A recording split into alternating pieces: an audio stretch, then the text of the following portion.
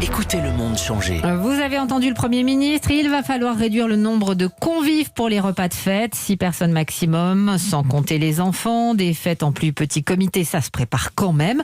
Mais les professionnels sentent bien que la prudence est dans tous les esprits. Les traiteurs, par exemple, moins de commandes pour moins de convives, alors ils tentent de s'adapter. Théo Manval. Cette année, pas de lointain grand-oncle au bout de la table, pas de cousinade au complet. Noël en famille resserrée, c'est bien ce que voit arriver Karl Chastel, boucher-traiteur à Quimper. Les gens nous ont passé des commandes de volailles plus petites, plus du genre pintade, voire gros poulet, mais pas de chapon ou d'âne pour 10-12 personnes. Dans notre chiffre d'affaires, on va être sur du 20%, facile. 20% de recettes en moins. À Bénodet, toujours dans le Finistère, Claude Ravalec prépare lui aussi des commandes pour de plus petites tablées. Des mini-chapons pour 4-5 personnes. Il y a des poulards qui sont un peu plus petits aussi. Même si les clients, dit-il, restent quand même au rendez-vous. Dans des périodes comme nous vivons actuellement, les moments de réconfort sont importants. Les repas de famille font partie de ces moments de réconfort. Les gens vont quand même vouloir avoir une belle pièce au milieu de la table et puis quitte à manger le lendemain. Mais pour être sûr de limiter la casse après un premier confinement qui leur a coûté parfois la moitié de leur chiffre d'affaires, d'autres cherchent des débouchés hors des réunions familiales.